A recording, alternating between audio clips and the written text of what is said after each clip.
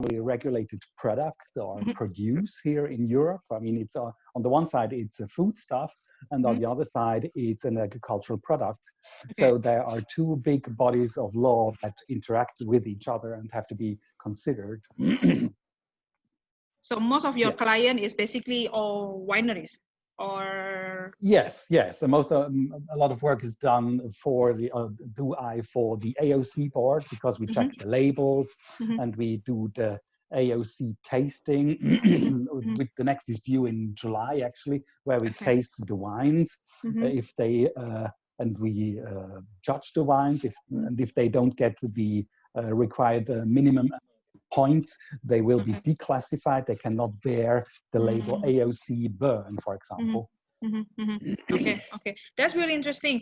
For us, when I spoke with Markus and talk about the potential to talk about the Swiss as the wine region, look at book and map and etc. to find out, because it's actually not many information about the Swiss as a wine region. So today is actually a very good opportunity for us to understand what is the condition, the situation, the law happening, the terroir and everything about the Swiss region. Even though I'm quite surprised when Markus was sending me. It was a very good presentation and full of information. I believe you will enjoy that. So without further ado, I will ask Markus to start. Everybody, regulation on the session is I will mute everybody except me and Markus for the presentation, for the smoothness of the presentation. Later on, if you have a question, you can send it to chat, or after Markus finishes the presentation, you can unmute yourself and if you want to say it directly, it's also possible. Please, Markus, thank you. Thank you very much.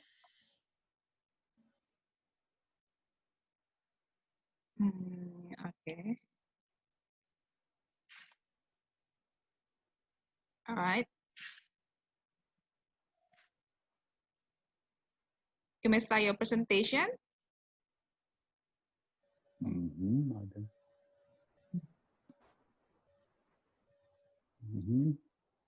Can you see it? Not yet. Not yet. Now? Not yet. Can you invite me to already to share screen? Yes, already. Let's try again. It doesn't work. I mean, not yet. Before the session start, we already try and everything perfectly well. Yes.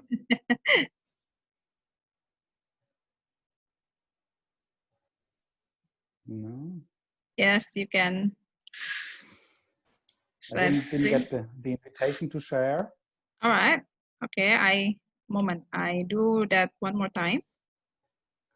Okay. Now?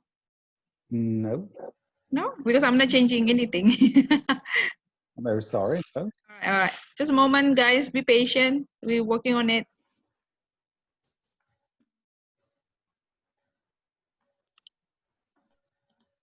Make a host. Try again. Now I got the message that I'm the host. Okay, I just click in again that you are, before I put you as a co-host. Doesn't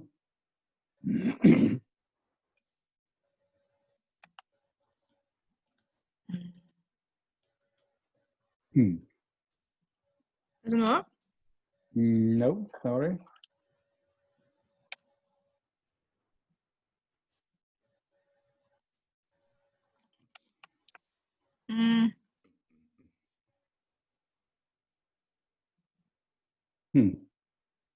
I put the host on you, but I think you can invite me as a co-host in the arrow on the top of the window.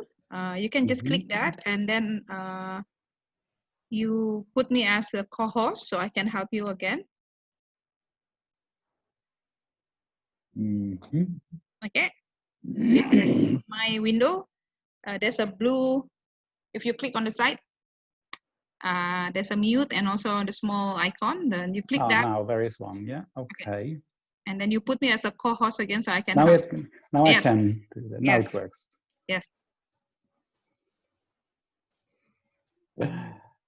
So, well, thank you very much, Vidya, and good morning, good afternoon, dear ladies and gentlemen, Bali and Indonesia, and further east and South Korea and New Zealand, and good morning, ladies and gentlemen, in Europe and South Africa and in the other parts of the world.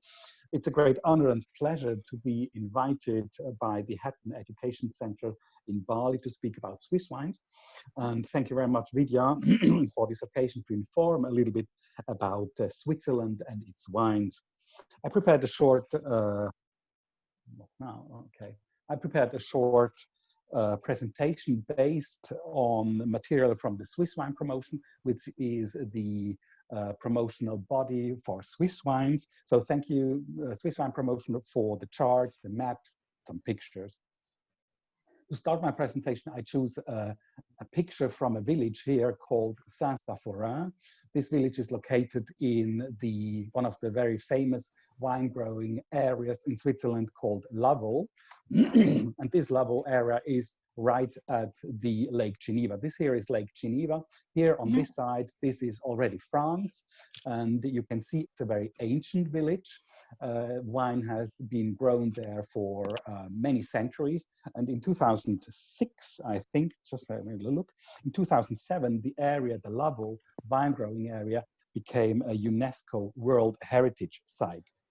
So this is the content of my presentation. First, I will talk a little bit about location, landscape and climate in Switzerland. Then I will show the 6 wine regions of Switzerland and talk about the grape grown, then a little bit more statistics on the grape varieties.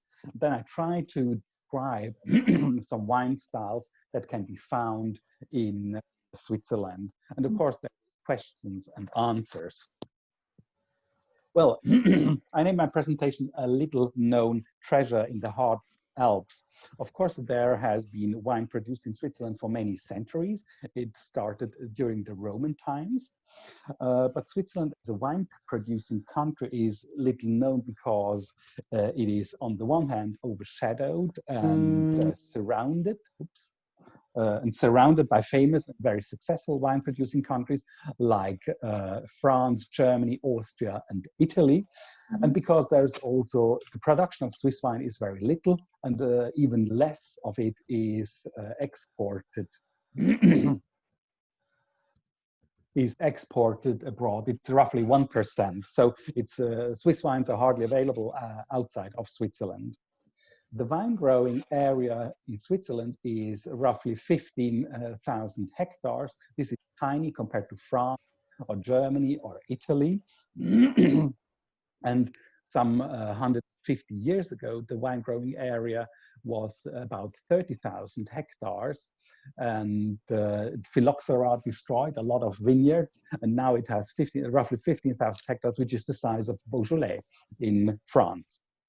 Well, domestic wine production is about 900,000 hectoliters per year, and this covers around 1/3 of domestic consumption.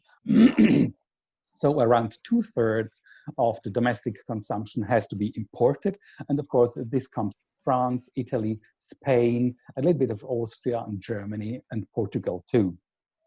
Wine consumption in Switzerland is very high. We drink about 33 liters of wine per capita per year. And of course, this makes Switzerland to the 4th place of the wine consumption per capita per year. And I know certain people that drink certainly more than 33 liters per year of wine. So the wine market in Switzerland. Sorry, Markus, if I can just, sorry to interrupt. Yes. I think there's people waiting to be admitted. If you look at the participant, you click the participant on the right side, you can see you need to admit everybody to join in. I lost my co-host function in my Zoom unless you open the click on the right side. On the right Yeah. side, on the corner of my window, if you see my picture, you look at the right side, there's a, you click that and you basically invite me as the co-host, so I can can assist you to enter people in. So you can focus on your presentation. I'm very sorry, guys. You look at my window, my picture, and then you click on the right side. On the top, there's a blue sign, and you click that. There's 3 dots on the top. Nope. Otherwise, you have to accept people in. Very sorry for that. Yes, I do that. I do that. Yeah. Okay. Oh, well, there's the 3. Yes. Now, Yes. Okay. Co-host. Yes. I make you co-host. Yes, please. Yes. Okay. Okay. So now this should work now. Okay. Supposed to work now. Yes. Okay. Sorry for that. You may continue that. Okay. Okay. Yes. Okay. Well, I'll have to minimize all the pictures. Sorry. Yeah. Well, where now? Oh, gosh.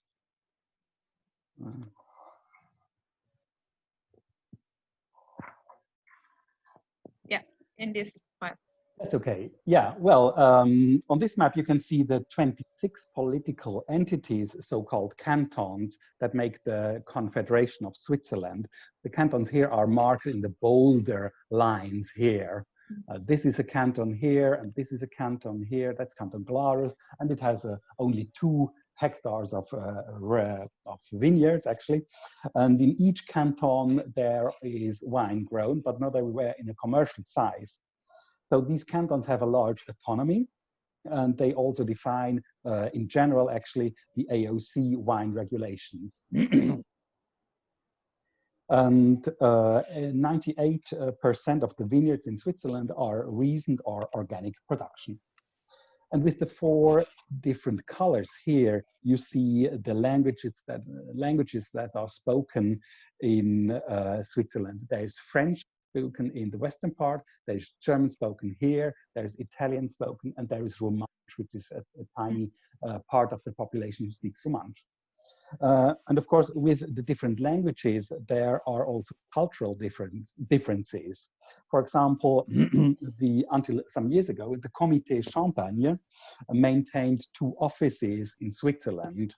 One office was in Geneva here, and the other office was in Zurich here. And that was because they recognized that the wine market in Switzerland has 2 sides. There is the French-speaking wine market, and actually there is the German-speaking wine market. And consumers in these markets buy and drink differently, of course. And here in the canton of Valais, you can see the language barrier, or the language border, I would say, runs right through the canton. In the upper part of the canton Valais, they speak German, and in the lower part, they speak French. On this map, you can also see the many lakes and rivers that are in Switzerland. There are 2 important European rivers that start here in central Switzerland in the so-called Gotthard mountain range. It's a huge mountain range. It's very important. And it's the longest tunnel, actually, railway tunnel in the world that goes through this Gotthard mountain range. On the right-hand side, there is the Rhine River. It starts here somewhere and flows through Lake Constance, and then further here into Germany and into the North Sea. And on the left-hand side of the Gotthard mountain range here is the Rhone River. It flows through the Valais, through Lake Geneva here, and then down the Rhone Valley into the Mediterranean Sea. So there are many lakes, Lake Geneva here, Lake Constance here. This is Lago Maggiore in Italy, and there is Lake Neuchâtel here. Many rivers, many lakes in Switzerland. So all these the whole structure regarding languages and cantonal borders and regulations is rather complicated. And this has all an influence on the wine grown and sold here in Switzerland. Here on the picture, you can see one of the highest vineyards in Europe. These are the vineyards of a village called Visper-Terminen in the Valais wine growing region. And this village is known for the excellent wines produced from the Savagnin grape. This grape is also grown in the Jura region, in the French Jura region, where they make the vin jaune with it. In the Valais, it has two names actually, because Valais is a country with two languages, German and French. And in the German-speaking part, this Savagnin grape called is Haida, and in the French-speaking part, it's called Hayan. Well, Switzerland is an alpine country, but it's also more than that. It's 70% of the landscape is mountainous and rough. And this mountainous and rough area is split between, on the one side here, the Alps and the Jura mountain region here. The highest point of Switzerland is 4,634. It's a mountain, it's called the Dufourspitz, and the lowest part is 193 meters above sea level. And I think it's still not as deep and as high as in Indonesia, where I think the highest mountain is the Puncak Jaya with some 4,800 meters. Well, in the middle here, there is the middle, we call it the middle country. This is a hilly area, but it has also flat areas where vegetables and crops are grown, and of course also grapes. It's one of the most densely populated areas in Switzerland. And here on the bordering to France is the Jura mountain range. It is generally cooler there, and the place where the lowest temperatures can be measured in Switzerland is there. It's called a village. It's a village called La Brevine, and temperatures can drop until minus 30 degrees in wintertime. So it's very cold. The soil here is Jurassic limestone, which is of course very interesting to grow grapes. Well, some weeks ago, actually, I was on a bicycle tour here in this area, and I came across a natural monument and at one place, and you could see some holes in a mountain range, in a mountain wall of limestone. And it turned out to be that these were the traces of, these were the holes of traces from the feet of a group of dinosaurs that were walking there some 145 million years ago. So this was very impressive to see. And during the formation of the Alps and the Jura mountain region, this floor was lifted, and now you could see that. I don't think that the dinosaurs were looking for grapes at that time in this area, actually. Well, the climate too is, of course, strongly influenced by mountains and the Alps. There are huge differences in average temperatures and rainfalls. There are some differences between in temperature, for example, between Zurich in the north and Locarno in the south here. But there is a lot of sunshine in the Ticino, in the Locarno in the south. It is the sunniest place in Switzerland, but also the wettest place in Switzerland. It gets twice the amount of rain than Bordeaux gets. And if it rains, it really rains a lot. It pours. It's really, really wet. And the driest place actually is the Valais wine growing region. It has only 1/3 of the rainfall of the Ticino wine growing area. And because it's so dry there, there is irrigation, and the irrigation in the Valais is very traditional. They use channels that are cut into the rock ground. Here on the picture, you can see some vineyards at Lake Geneva. These are small terraces. Everything is very steep. And of course, in winter, there is snow. Well, these are the 6 wine regions of Switzerland. There is the wine growing region of Geneva. There is Vaud here. Then there is the 3 lakes. Then there is Valais. There is Ticino. And there is the large area of the German-speaking wine growing area. Here on the darker areas, you can see where the wines are actually grown. Altogether, there are 62 cantonal, regional, or local appellations of origin that's displayed on the label of the bottles of wine with AOC. And these AOCs are not exactly the same as the protected designations of origin like in the European Union. But the Swiss AOC generally indicate the origin of the wine. Well, the system of this AOC do not also exactly reflect terroir like in Burgundy.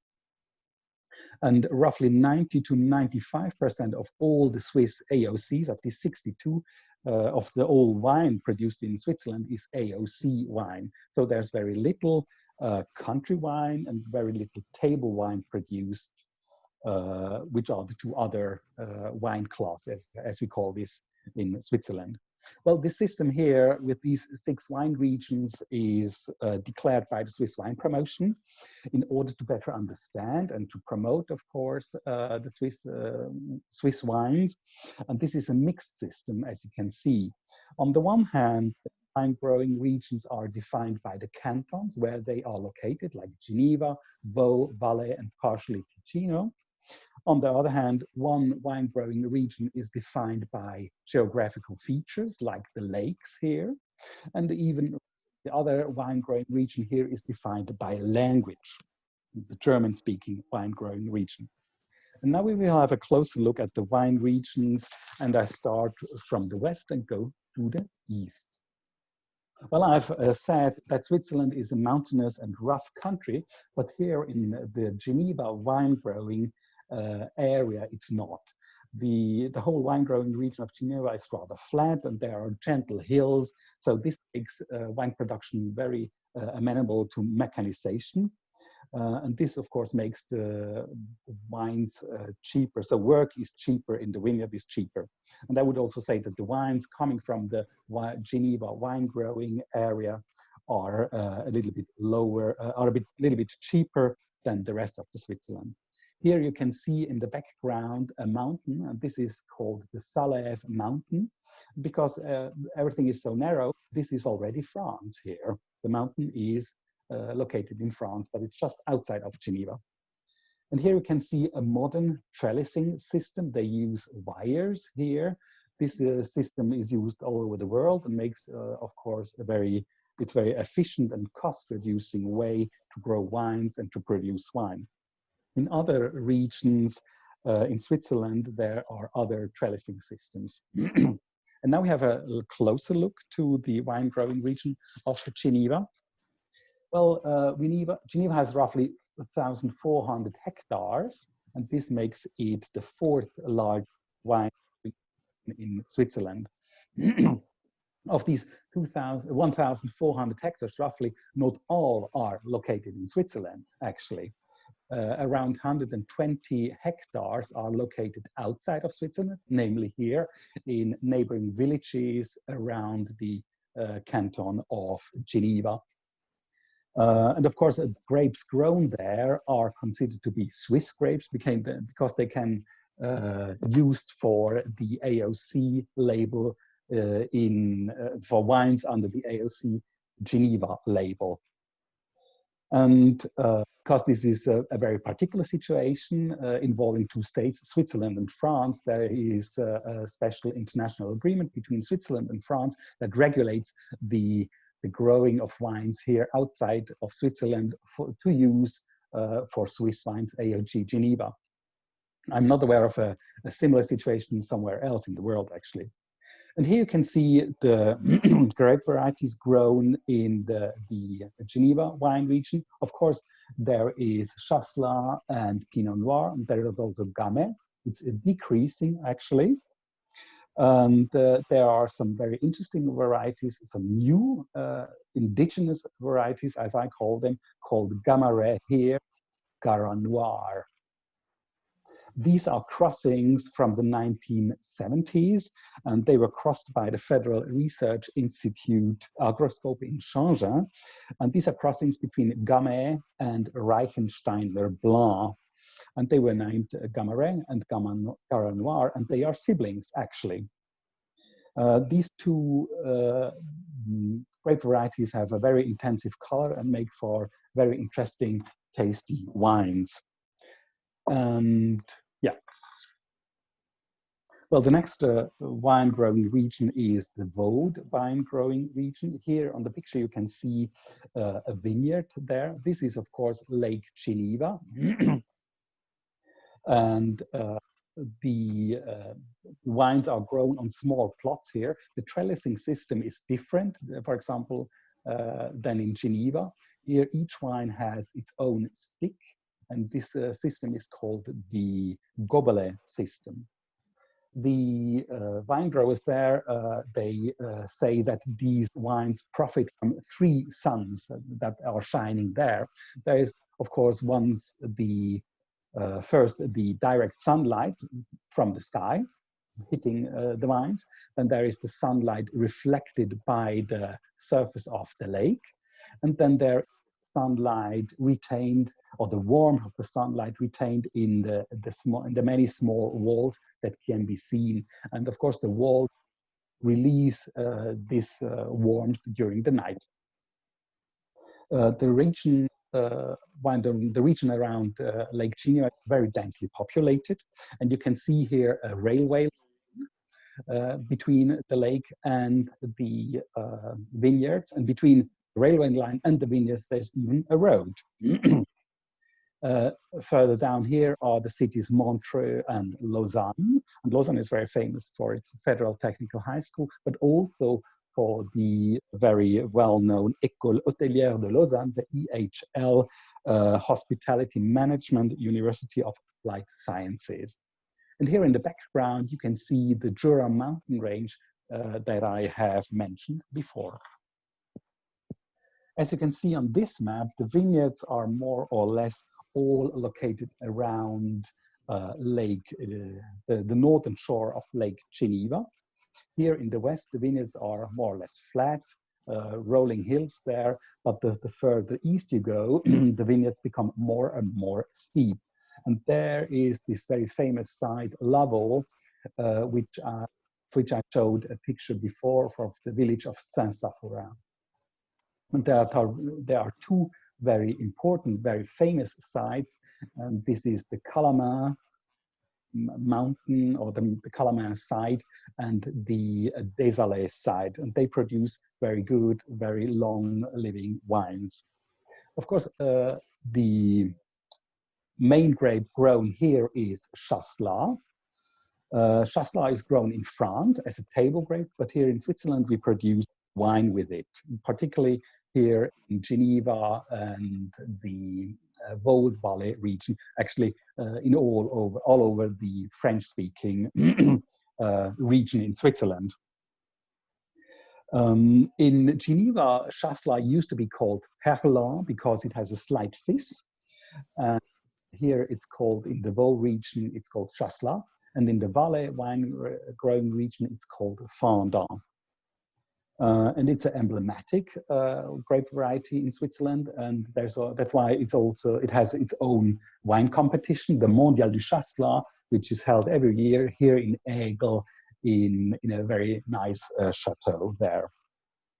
On the chart here, you can also see a very interesting grape, I would say. It's called the Doral. This is also a crossing from the Federal Research Institute, and it's a crossing between Chasselas and, you wouldn't expect that, Chardonnay.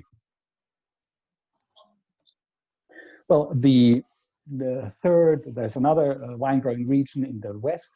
It's the Three Lakes wine growing region. Here you can see a picture from the village La Neuveville. It's called in German Neuenstadt, which means the new town.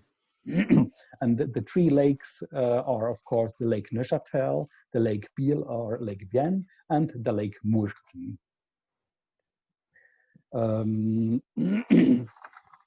I'm sorry, I have made some notes here. It's the smallest wine growing region in Switzerland, and wine growing is between the lakes here and the Jura mountain range. And of course, because this is limestone there, it produces very interesting wines. And the recent tasting of consumer wine magazine Vinum showed that these wines there have a very high potential of Pinot Noir grapes, have a very high potential of excellence. These are really good wines.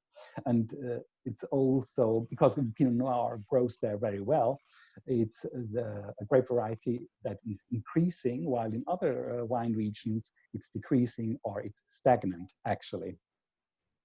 And this wine region is located on the border, actually, between the French-speaking part of Switzerland and the German-speaking part of Switzerland. You can see that because the villages or the towns have here two names. Here is Biel, that's the German name, or Bienne, which is the French name. But you can also see the influence from the German-speaking part in the grape varieties, because there is a grape variety called Riesling Sylvaner that is not grown otherwise, actually, in the French-speaking part of Switzerland. This Riesling Sylvaner is also called Müller-Thurgau. Well, here on the picture, that's the Valais. You can see that the Valais vine-growing region is actually a very vast, very large valley stretching from east to the west. Here is, these are the vineyards south-facing. The south is here, and they're first rather flat and become steeper and steeper.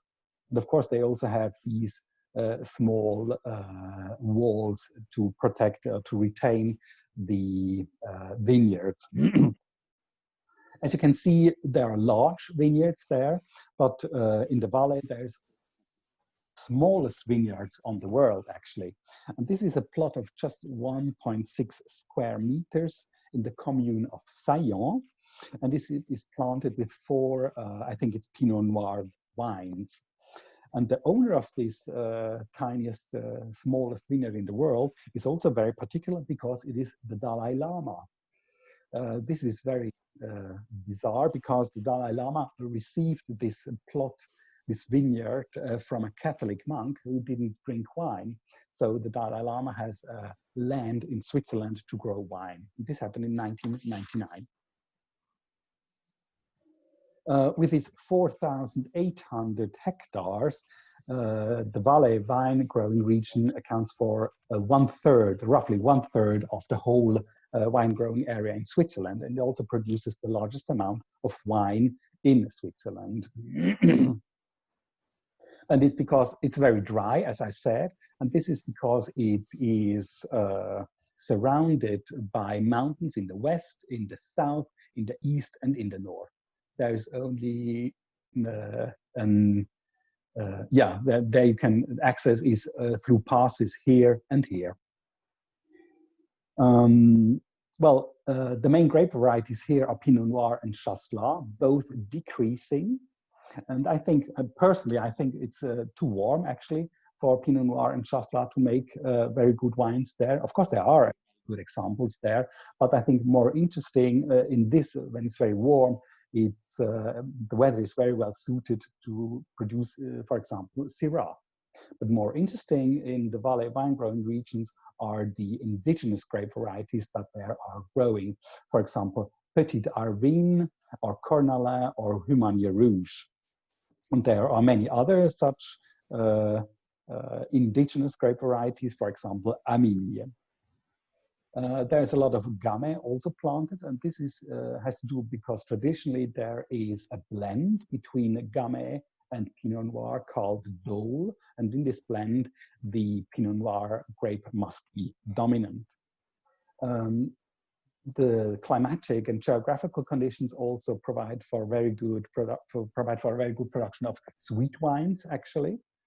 There is a village called Vetro here somewhere, and there is a grape variety called Aminier grown, and it grows very well there. And the wine growers there, they devised a system to display the sweetness level of the wine using the display of bees. When you see a bottle of Aminier de Vetro with 1 bee, so you know the wine is dry, and if it has 2 bees, the wine is semi-sweet, and it has 3 bees displayed on the bottle, the wine is sweet. It has more than 25 grams of sugar. Well, here you see a vineyard in the wine growing area of Ticino. It's snow covered. Also, the palm trees are snow covered. I just want to show that this is a very wet region, and of course, in wintertime, the rain comes in the form of snow. When it rains and when it snows, it's really a lot. Ticino has around 1,100 hectares of wines, and it's the 5th largest wine growing region in Switzerland. It is divided actually in 2 parts, in 2 sub-regions, and here is a mountain called the Monte Ceneri, and it divides the Ticino in an upper part and in a lower part. And in Italian, the upper part is called Sopra Ceneri, which means above the Monte Ceneri here, and the lower part is called the Sotto Ceneri, which means below the Monte Ceneri. But this is not reflected in the AOC regulations. They only have one AOC, it's AOC Ticino. What is interesting, what is particularly interesting, I would say, is the amount of Merlot that's growing there. Almost 85% of all wines in the Canton Ticino. So why is that? Well, in the 19th century, phylloxera also destroyed many vineyards here in this wine growing area.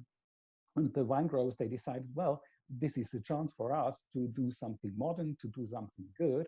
And they had many different grape varieties planted and tested. And it turned out to be that it was Merlot from the Bordeaux region that gave the best wines. So they started planting Bordeaux in 1906. And in 2006, they could celebrate their 100th anniversary of growing Merlot there. And because there is so little white wine actually produced in the Ticino, they make white wines from Merlot. It's called Bianco di Merlot. So they produce a Blanc de Noir wine. And this is a very interesting wine to taste. Well, here on the picture, you can see the Rhine River in the canton of Zurich. In some parts, the Rhine is the international border between Switzerland and Germany. But here in the canton of Zurich, at this place here, there's Switzerland on this side. There's also Switzerland on this side. Sorry. And this is the vineyard of a famous producer in the canton of Zurich, and it goes right down to the river. Canton Zurich is just one part of this very large wine producing region. The others are Schaffhausen, Graubünden, Aargau, and many others. You can see it has roughly 2,662 hectares, and the wine growing areas are everywhere. Here in the canton of Thurgau is very good. Here the canton of Schaffhausen is very good. And also here, this area in the canton of Graubünden produces excellent wines. There is a lot of Pinot Noir produced here, particularly in this area, the Schaffhausen area. They also promote themselves as the Pinot Noir country, the Blauburgunder Land. And actually, right now, there is a surplus of Pinot Noir all over this part here in Switzerland. And what do you do when you have a surplus of a particular grape variety? You turn it into a wine style that is in high demand. And of course, this is right now tank fermented Prosecco-like sparkling wine. So I recently had a tank fermented Prosecco-like Pinot Noir with grapes from this area, and it was really delicious. There's also another widely grown grape variety here that is Riesling Silvaner. And this is a crossing between Riesling and Madeleine Royale. And it's also very well known under the name of Müller-Thurgau. And this is a very particular history because the person who did the crossing was Professor Müller, coming from the region of Thurgau, which is this part here of Switzerland, but he was working in Geisenheim in Germany. Well, strange enough, I think the Müller-Thurgau has been planted in New Zealand before they discovered that it's not so very well suited to the local terroir there. And here's some statistics. Well, the four main grape varieties are Chasselas, Pinot Noir, Gamay, and Merlot. And there are some other reds and some other white wines. And there is around 57% of red wine produced in Switzerland and 43% white wine. But more interesting is actually the share of native grapes. I call them new and old and new indigenous grape varieties. Of course, there's Chasselas, but there's also Arvin, the Petit Arvin, also called. And there is the Gamaret and the Garot Noir, these crossings from the Federal Research Institute. And there is also Diollet Noir and Humanier Rousse. I think it's very interesting to see and to taste such wines here, because they're not grown somewhere else. Well, except for example, for Guess, last year, actually, I met a friend of mine and he bought a bottle of Guess from Australia. So they grow also Guess there. Very interesting. And this is just a chart of the grapes that can be found in these different groups. Here you see a grape variety called Riesling, and I will come to that right now. Well, and since we cannot taste some wines, I try to describe some of the wine styles that can be found in Switzerland. And of course, there's Chasselas from Vaud. It is a dry and fresh and a rather delicate wine. And it has a medium body and a very soft structure. And the flavors are of pears and herbs and flowers, but also you can find buttery or lactic notes and some yeasty notes, because they apply here, or many producers apply here, the malolactic fermentation. So this makes very soft and very approachable wines. And the Chasselas are often some carbon dioxide to keep some freshness. A very interesting wine is the Arvin from the Valais. It's made in a dry or off-dry or even sweet style. It's full-bodied and has a mellow structure of mandarin and ripe and candied fruit, and sometimes also smoke. And it has a very telltale saline finish. So this is a mineral wine, if you want to call that like that. And here there is the Riesling grape that I mentioned before. It's dry to off-dry, it's fresh, it's light and lively, and it really has a very crisp acidity. It's rather expressive, and the flavors remind of pink grapefruit, lychee, and lemon. This has a very interesting cellaring potential, actually. A couple of years ago, I had a 10-year-old Riesling from Lake Zurich, and it was phenomenal. These wines from the grape variety Riesling can keep very well, because there was a couple of years ago, a bottle of Riesling was discovered during construction work. It was completely intact, and the bottle was of 1895. This was a huge surprise. And the wine, because the bottle was intact, the wine could be tasted. And in the tasting panel, there was a yeast expert from the Federal Research Institute. And he took with him the residue that was left in the bottle, and he examined this residue, and he found out that the yeast from this bottle of 1895 was not dead, but it was dormant. And as an expert, he revived this yeast. And this yeast is now commercially available, and it makes for very clean, very pure, and very interesting and very good wines. And I think a wine producer in Great Britain, actually, a sparkling wine producer, uses this yeast to make the base wine for his sparkling wines. Well, there are some wine styles, some red wine styles. There's, of course, Gamaret from Geneva. This is a medium to full-bodied wine, and it has firm tannins. It's very expressive and perfumed, and it has a very dense, dark color. The taste is of blackberry and dark cherry and black pepper, and it's often blended.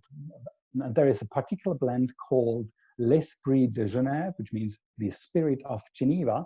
And it's a blend of Gamay and Garra Noir and other red grape varieties grown in the canton of Geneva. And it's a very interesting wine style, this Esprit de Genève.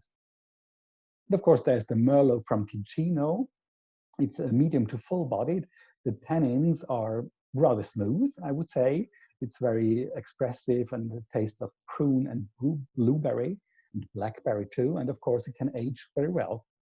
And very famous is the Pinot Noir from Graubünden. One of the most famous producers is located there. And this is dry to medium and full-bodied, and it has juicy, it's very juicy, and the taste of raspberry and strawberry, but also of pepper and smoke and roast, actually, and it can age very well. Well, this is my short presentation. I hope it wasn't too boring. If you have more, if you want to know more about Swiss wine, you can find some information here on swisswine.ch or in these books. Yeah, what's your questions? I think there's time for, I would say. Yeah, true. There's a couple of questions. I mean, it's very interesting to see the presentation and how Swiss is, like you said, being affected by so many culture and countries surrounding. There's a couple of questions. So basically, it's about the wine label, as you mentioned about different what you call the area, the different canton is having different languages and etc. The question is, are wine label generally in English or in French or German, and whether that label is identified by the area produced, or you have or Switzerland having a standard across the Switzerland for the wine label? How you do that? Well, as I showed here, there are 4 languages in Switzerland, and the wine labels have to be in the official languages that there are: French, German, Italian, or Romansh, I even think, or only French, German, and Italian.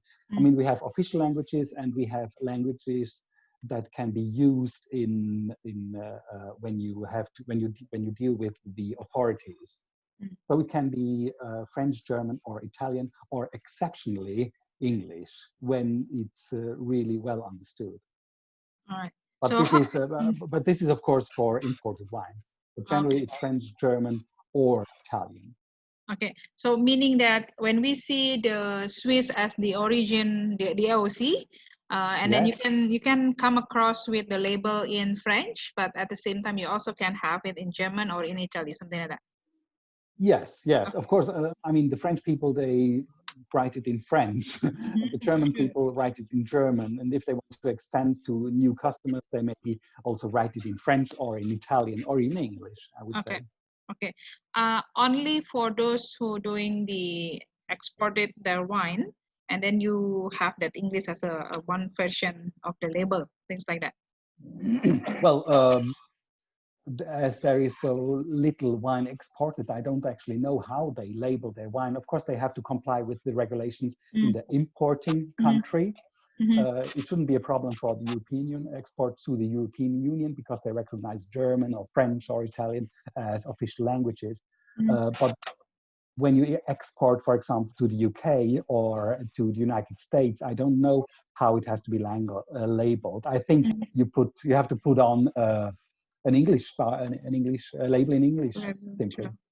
Okay, so meaning that because of the language is accepted, so meaning that in terms of the law, the wine label is up to the producer, which languages as long as the official language of the Switzerland. Yes. Okay.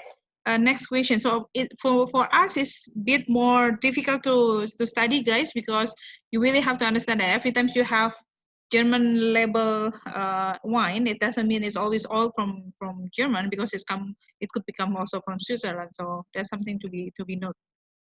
Iksan was asking, is there a Swiss wine make a sparkling wine? I think you mentioned about that, but if you want to add more, I believe you're making a Prosecco style from the Pinot Noir in the German-speak area. Any Yes. other, okay, any other sparkling wine that you produce? Yeah, there is a traditional sparkling wine producer in the canton of Neuchâtel here, and has been producing sparkling wines for many, years at least, and it's very well known. It's very well distributed. Yes. Okay. And there's also a good producer in the canton of Geneva. Yeah. Okay. What style? I mean, you have the Prosecco style, but you're also doing the traditional method one on the sparkling wine, or Yes. only the... Yes, both. Okay. You can have both available. Yeah. Bottle fermented and tank fermented. Yes. Okay. So Budi, yes, you can have the material of the presentation. I'll send it to email, including the recording system, the recording of the session. Togu was asking, after the Phylloxera era, did the vineyard do grafting practice or replanting the vineyard with the same grape as is planted before? No, the vineyards are grafted. The wines are grafted. Yeah. Using grafted system. Yeah. Okay. So during the Phylloxera area, is the whole area affected, or the specific area is not affected on the Swiss area? I think the whole area was affected. I think, yes. Okay. Yeah. Okay. I'm not aware of any wines that have original rootstocks actually. So I think the whole area was affected. Not all at the same time, but I think the whole area was affected. Yes. Okay. Okay. So meaning that, because seeing that your presentation, there's a lot of like indigenous, very specific grape variety from Swiss. I believe that with the condition of the Phylloxera, it did changings from before the Phylloxera because the native things, and how? Well, difficult to say. Yeah. I don't know how the grafting affected the flavors or the properties of a wine, of the wine, and the properties of the wine plant itself. I don't know actually. Okay, all right then. There's another question from Budi. Please could explain where is the boundaries of Sopra Scenery and Soto Scenery? Yeah, let's have a look here. Well, I think it runs through here. Can you see it? Yeah. Yeah, it's here. Because the mountain called Monte Ceneri is here. Yeah. Okay, so that is the boundary between. That's the Sopra Ceneri and that's the Soto Ceneri. Okay. And because it is a mountain and because we have a lot of trains, there is a tunnel through the Monte Ceneri, and it shall be opened, a completely new tunnel. It shall be opened in September, actually. All right, all right. So this is a little bit cooler than this area here. All right. Sue will say, thank you, Markus. It was very interesting, particularly grapes and area historical reason. And it is like, looking at the presentation is really a journey of the history and so many new grape variety. That's very interesting and very clear presentation as well. One question from Mr. Park: how is the price of the Swiss wine compared to imported wines from France, Italy, or Germany? Well, the prices are higher, of course, because labor costs and the cost of the vineyards are much higher. Yeah. Okay. The general, I think the average price, but the average price you pay for a bottle of wine in Switzerland is, I think, about 10 euros, 8 to 10 euros, I would say. Okay. The average price. So it's quite high. So mainly the production of the Swiss wine is for own region, not many is exported, right? But you also have imported wine also accepted Swiss area, I believe, right? Yes, there are many importers because the wine market is very interesting with 33 liters wine consumption per capita, which is on the fourth place worldwide. Yeah, that's true. You're really enjoying yourself. People in Swiss is keep drinking and eating. Well, yeah. That's interesting. Okay, Cecilia was asking, with the AOC, is there any different categories which indicate the particular quality, such as Grand Cru, Premier Cru, classification within the French AOC system? Do you have that on the AOC of Swiss? Yeah, well, this is a cantonal matter, actually. It's not regulated, or it's just very loosely regulated at the federal level, but on the cantonal level, the cantons are decide about the actually of the quality, because they can set the yields and the sugar levels and so on. And here in Geneva, there you have, for example, 22 AOC Premier Cru wines. So it's a rather complicated system. And Premier Cru in the canton of Geneva doesn't mean the same here Grand Cru in the canton of Vaud, for example, or the AOC is Grand Cru canton of Valais. So it's very, you have to really look at each canton, what is regulated there. Okay, so the AOC is based on each canton, like you said. Yes. Yeah. Okay. Yeah. So meaning that you have to understand each canton first, and then each canton can apply the AOC system. Yeah. Yeah. Okay. All right. I think that's we have from the audience through chat. Anybody, if you want to still have raised question, if you want to unmute yourself, it's also possible. You mentioned that couple of the region is quite wet area, right? With the rainy season and etc. I believe that the botrytics is also influenced to the grape in terms of the fungus is also influence in the wine. Is that big condition in Swiss because of the wet area, or how it's actually happened? Yeah, I mean, because it's so wet and because there is a tendency to produce wine more sustainable. There are some very interesting grape varieties called PV. We call them PV, which means Pilzwiderstandsfähig, which means fungus-resistant grape varieties like Regen, and there are two very recent, actually, grape varieties released by the Federal Research Institute. The red one is called Divico. White one is called Divona. And these grape varieties are very disease resistant. So you have to use much less chemical to protect the wine and get a good result on very attractive wines, actually. Okay. Okay. So I believe because let's say like in Bali we have if it is rain, it will be like because it's only 2 seasons, right? If it is rain, it's like pouring rain like crazy, even flooded and etc. So usually like the quality of the grape it was different. And what we do is actually in Bali, for example, if it is a rainy season one, instead to make it as a wine, we make it as a brandy, for example, in Hatton wine. That is one of the solution because there's no enough sugar component, and acid is mainly a lot of water still influence on that one. So that's something changes the whole grape in the area itself. Very, very interesting. You also mentioned about some of the wine producer there in the region is doing the organic method. Is the same like the other country, organic by law and regulation and certification, or how is that?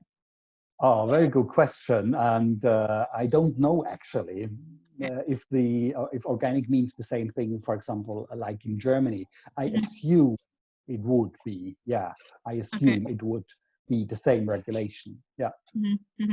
I think that's really interesting because by the location and the influence of the others country, the others wine region country surrounding the Switzerland, I believe that in terms of the winemaking practice, in terms of the vineyard and etc., is also affected by the nearby country, right, Markus? Yes, it is. It is actually. I mean, here in the region of the Three Lakes, they produce very good Pinot Noirs, and of course they are inspired very much by Burgundy, just not far away. Sure. And the Pinot Noirs produced, they are really delicate and intensive, really good. They don't have the same price level, actually. There's another question. Is there much organic production? I just asked that. What is the harvest variation then? compared to different canton or different region? Is there any variation on the harvest, Markus? Well, this is also a cantonal matter because the federal government, the federal government only sets the maximum level of yield, and each canton in its regulations can set a lower yield level. And of course, each producer can reduce his yield according to his desired wine style or so. But in terms so of it the can differ. Okay. So I don't know actually in terms of harvest. Okay, so basically the government is set the rule of the maximum yield for every canton and every region. That is, what is the other government set regulation in terms of the AOC except of the yields? Is there any other regulation like, I don't know, well, good question. The sugar level. Sugar level. The sugar level, yes, sugar level, and I mean it's the minimum sugar level as it is maximum yield. Yeah, but and of course, yeah, they only have criteria that the cantons must set. It's only a framework regulation, but the essence of the law, cantonal law. So meaning so that it's very different. True. Above the Swiss government, there's individual canton regulation government who set for rule the AOC for each individual canton, right? Yes. Yeah. Okay, that's very interesting. It's very complicated. It is very complicated. It's for us to study. It will be very complicated because you really have to know the foundation of the canton and what the regulation. Because let's say if we say the AOC of French, for example, it's set by region and then that's it. We know, but in Swiss we have to dig more. Very, very interesting. Any other question, guys? Or anybody want to say something to Markus? You are allowed to unmute yourself, and there's a lot of. Thanks very much, Markus. That was absolutely great. Really interesting. Thank you. Thank you, Sue. Thank you, Sue.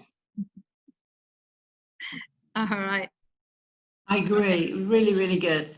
Can I have a copy of your presentation? Thank you. Yeah. Yes, of course. I think Vidya will send it to you. Yes. Thank you. Right. Because there is a lot of information, very interesting parts, especially on the different very native grape variety. That's very interesting. That will be something for us to study more and to dig more. That very, very interesting presentation. All right. Any other question, guys? No? If it is not, I think, Markus, will be the end of the session. If anybody doesn't have any question to you, it was very, very interesting.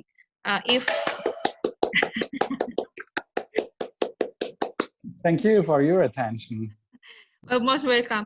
So if you can, Markus, if you can stop share so we can see everybody's face. Yeah. All right. Okay. Miss Joseph Park is also here. Thank you so much. Hello. Echo here. Thank you. Togu, kamu gelap sekali. Okay. So Pak Henry juga. Thank you. Okay. Very interesting presentation, guys. So once again, thank you so much, Markus, for the opportunity for us to learn about the Swiss wine region, which is not many information that we can have. A very beautiful presentation with all the data and picture, the graphic and etc. is very useful. I believe that will be very interesting for us for our further study. I will send to all of you the recording and also the PowerPoint presentation of Markus for us for further learning. I would like to say thank you so much, Markus, for the opportunity for us. And for all of you who continue joining our session, we still continue to do this session every Thursday, no matter how many people sign up and joining us. The most important is we are giving the opportunity for everybody who have the interest to study and also to dig more information. Next session, it will be very interesting. A friend of ours, Markus, Mr. Park, Mr. Joseph, Will Monchayo, It will be presenting something very interesting. It's beyond of usually talking about the wine region, but this one is more the commercial point of view. So he will talking about how to make the most expensive wine in the world in terms of the commercial point of view. He will take some of the his profile on the wine that he actually is selling, and it costs 2,500 US per bottle cost of the wine. And we will talk about how is actually that expensive wine is made and what is the reason why the wine is so that expensive. That's really interesting actually from Will. So that will be presenting next Thursday at 3 o'clock.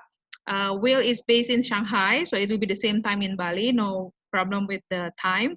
I hope that everybody, Sue, Vivian, you will open, ready to wake up early again and then join us again in the next session. Markus, thank you so much. If you want to say something. Thank you very much. Have a nice day. Take good care. All right. Last but not least, open your video, and then we can take a picture. This is the photo session through Simon. How are you? Very good. Okay. So picture everybody. Ibu Ade, your picture not there. Gabriel.